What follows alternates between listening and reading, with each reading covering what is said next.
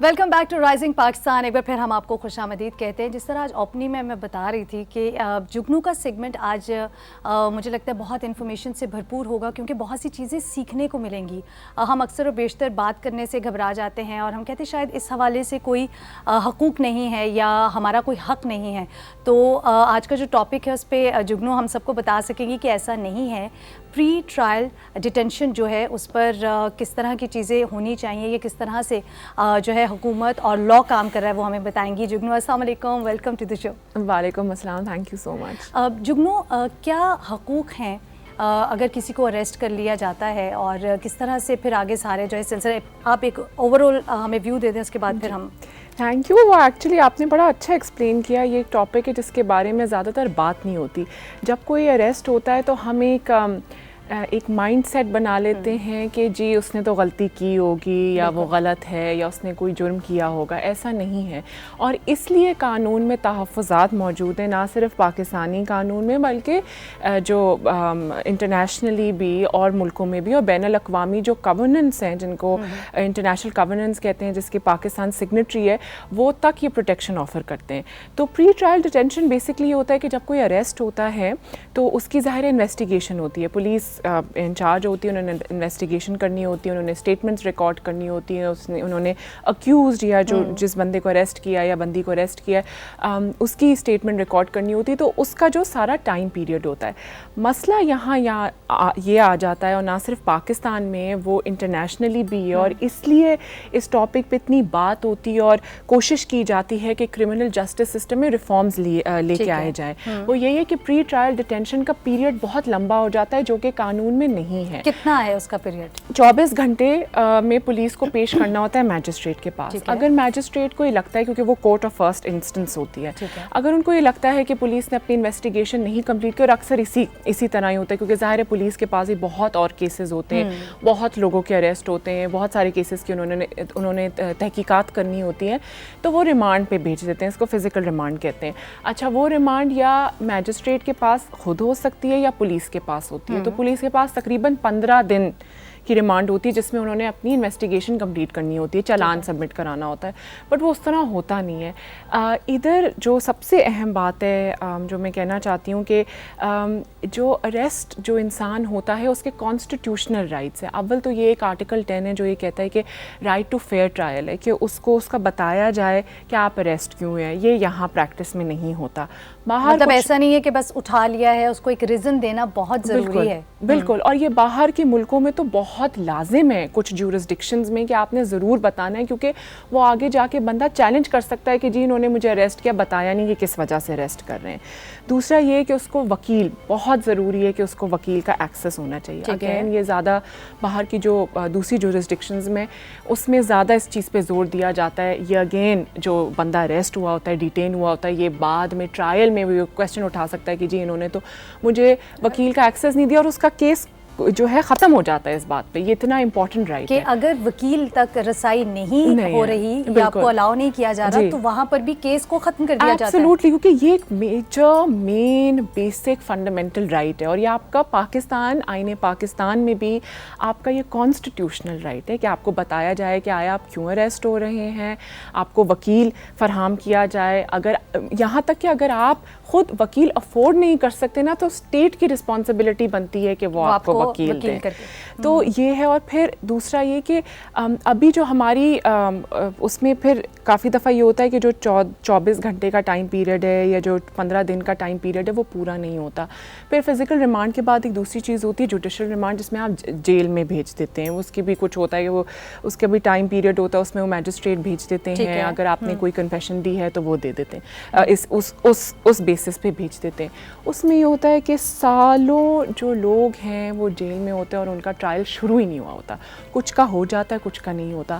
ابھی federal آمبڈس persons ہیں جو رپورٹس نکالتے ہیں ایئرلی, تو ان کی جو لاسٹ ایکسیسیبل رپورٹ ہے انٹرنیٹ پہ 2019 کی, اس میں 61% جو تھے وہ پری ٹرائل ڈیٹینیز تھی. 61 از اے ہیوج پاپولیشن, ہاف سے زیادہ ہے, اور وہ پری ٹرائل تھے. اور اس میں آپ دیکھیں آپ کی پہلی اسٹیٹ کے پاس کتنے پیسے ہو سکتے ہیں, ٹھیک ہے, بڑی آپ ریسورسز ریسورسز جو ہیں ایک لمیٹڈ اماؤنٹ میں ہوتی ہے جو کہ ہر جگہ ایلوکیٹ ہونا ہوتا ہے, صرف جیلز وغیرہ میں تو نہیں ہوتے, اتنی زیادہ اسٹیٹ کے فنکشنز ہوتے ہیں. جب آپ کی پریزنز میں اوور کراؤڈنگ ہوتی ہے تو اس میں اسٹیٹ کا بھی نقصان ہوتا ہے, کیونکہ اسٹیٹ نے ان کو فیڈ کرنا ہوتا ہے, ان کو پیسے, ان کو کھانا کھلانا ہوتا ہے, ان کو کپڑے فراہم, جہاں پر وہ رہتے ہیں ساری چیزیں. اور اس کے علاوہ جگہیں نہیں ہیں, جیلز میں جگہیں نہیں ہیں, پریزنز میں جگہیں نہیں ہیں کہ اتنی اوور کراؤڈنگ آپ کی ہو جائے. یہ اس بندے کے لیے تو ہے ہی ہے نقصان دہ, اسٹیٹ کے لیے بھی ہے. اور دوسرا یہ کہ آپ کے سالوں آپ گزار دیتے ہیں اور آپ کا نہیں ہوتا. اور اچھا ایک تو یہ ہو گیا کہ چلیں آپ کورٹ ڈیسائیڈ کرتا ہے کہ جی آپ واقعی گلٹی ہیں, آپ نے جرم کیا ہے, تو وہ جو آپ کا پیریڈ گزارتے ہیں نا, جو آپ پری ٹرائل ڈیٹینشن میں یا جب آپ کا ٹرائل چل رہا ہوتا ہے, تو وہ جو سارا ٹائم آپ جیل میں گزارتے ہیں وہ آپ کے فائنل سینٹینس جو بھی آپ کو ملتا ہے اس میں کاؤنٹ ہو جاتا ہے. But what if you are innocent, اس میں صرف لا میں 25,000. تو جگنو پھر یہ سوال ہے کہ اگر آپ انوسینٹ کلیئر ہو گئے, ٹھیک ہے, لیٹ آپ کا سارا ٹرائل ہوا, اب جب پتہ چلا ہے, جب کیس کھل کے آیا تو آپ نے تو کوئی غلطی کی نہیں تھی, آپ قصوروار تھے ہی نہیں, ایسا بہت پھر کیا ہوتا ہے اس میں؟ اور یہی تو یہ سب سے تکلیف دہ بات ہے کہ لا یہ پرووائڈ کرتی ہے کہ جو وہ بندہ خود جا کے کمپلین کرے تو اس میں یہ ہے کہ اس کو ایک میگر, ایک چھوٹی سی اماؤنٹ جو ہے کمپنسیشن مانیٹری مل جاتی ہے 25,000 کی. 25,000 کی کوئی حیثیت نہیں, مانیٹری کمپنسیشن کی کوئی حیثیت نہیں ہے. اس نے جو اپنا ٹائم جیل میں گزارا ہے یا قید میں گزارا ہے, اس میں اس کا فیملی کا لاس ہوا ہے, اس کا سائیکولوجیکل, اس کا فائنینشیل, اکونامک, سب سے بڑی بات لائف کے جو بھی سال اور وہ جو وقت ہے وہ سیکریفائز ہوا ہے. بالکل بالکل. تو یہ اس میں کافی ریسرچ بھی ہوتی ہے, you know relevant stakeholders ہیں, وہ بیٹھتے ہیں ساتھ, وہ سولوشنز ڈھونڈنے کی کوشش کرتے ہیں کہ کس طرح اس کو کرنا چاہیے, کہ آپ جو ٹائم فریم دیا گیا ہے اس پہ اسٹک کریں. آپ کے یہ ایک بیسکلی بہت بڑا ایک اوور ہال ہے جو آپ کے کرمنل جسٹس سسٹم میں آنا ہے.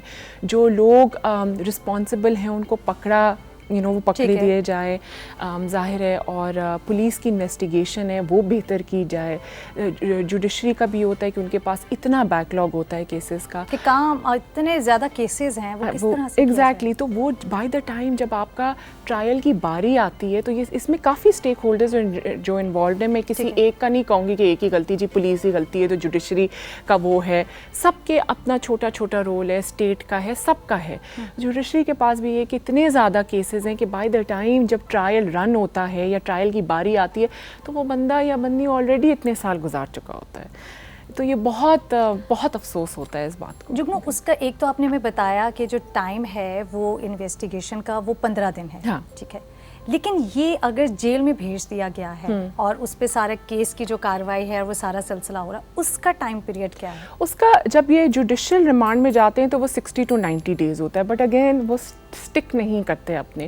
بات یہ ہوتی ہے کہ چلان آپ جب فائل کرتے ہیں, وہ چلان ایک بیسکلی انویسٹیگیشن رپورٹ ہوتی ہے پولیس کی, تو وہ یہ ہوتے ہیں کہ ان کے پاس اگین ٹائم پیریڈ ہوتا ہے چلان فائل کرنے کے لیے. تو کبھی کبھار وہ انکمپلیٹ چلان فائل کرتے ہیں اور ٹائم مانگ لیتے ہیں کمپلیٹ چلان فائل کرنے کے لیے. اگین پولیس کے پاس بھی بہت سارے کیسز ہیں کرنے کے لیے, جوڈیشری کے پاس بھی بہت سارے کیسز ہیں کرنے کے لیے.